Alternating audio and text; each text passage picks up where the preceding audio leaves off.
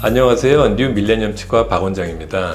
오늘은 하악 전치가 보기 싫다고 오셨던 환자분 케이스에 대해서 보여드리도록 하겠습니다. 환자분 구강 내 사진입니다. 사진을 보시면은 일단 하악 전치 부위 4개가 모양도 정상 모양과 틀리고 크기도 굉장히 작음을 볼 수 있습니다.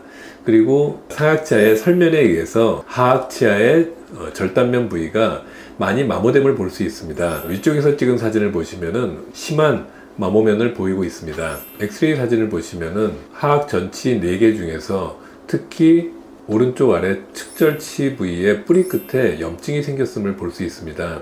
충치가 없음에도 불구하고 아마도 충격이 가해졌던지 아니면은 절단면 부위가 많이 마모가 되면서 신경 쪽에 영향을 끼쳐서 신경괴사가 일어나고 신경괴사된 부위가 뿌리 끝에 염증을 일으켰으므로 추정됩니다. 보통 2하고 2 사이가 공간이 있어서 오시게 되면은 여러 가지 치료 계획을 세울 수가 있는데 정상 크기고 크게 이상이 없으면은 교정으로 해결하시는 것이 가장 좋고, 교정하기에 시간적 이유나 경제적 이유가 여러 가지 면에서 부담이 된다고 하시면은 제일 간단히 치료할 수 있는 것이 레진을 치아면에 조금씩 붙여서 공간을 없애는 방법을 쓸 수 있습니다. 공간이 있던 부위를 레진을 붙여서 모양을 만들어 드렸죠.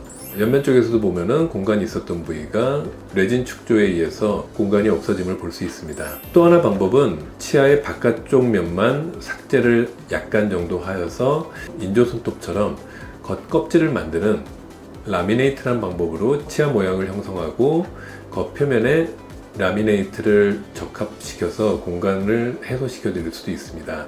하지만 오늘 보여드리는 환자분 케이스의 경우에 치아 사이즈나 모양도 정상 치아와 많이 틀리고 더구나 절단면 부위가 많이 마모됐으므로 레진 치료나 라미네이트 치료가 적합하지 못했습니다. 치아 삭제를 하여 크라운을 씌워 드림으로써 공간 해소와 정상적인 크기 모양을 만들어 드리기로 계획하였습니다. 조금 전에 말씀드렸듯이 뿌리 끝에 염증이 있으므로 신경치료를 통하여 염증 해소를 먼저 하기로 하였습니다. 먼저 신경 길이를 정확히 측정하고 괴사된 신경 부위를 깨끗하게 제거한 후 약재를 신경 안쪽에 도포하여 뿌리 끝에 치유를 도모하였습니다. 신경치료 마무리한 이후 사진입니다. 뿌리 끝에 염증 부위가 조금 치유됨을 볼 수 있습니다.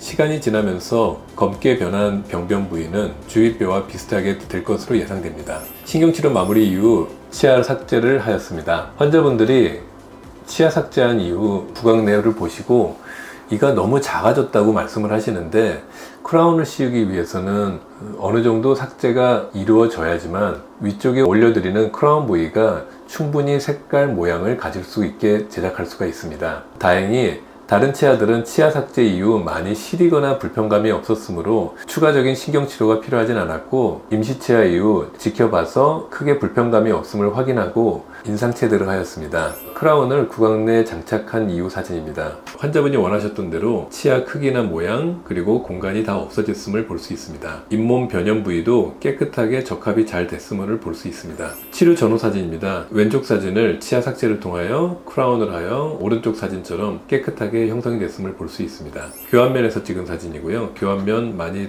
마모됐던 부위도 크라운을 통하여 깨끗하게 회복됐음을 볼 수 있습니다.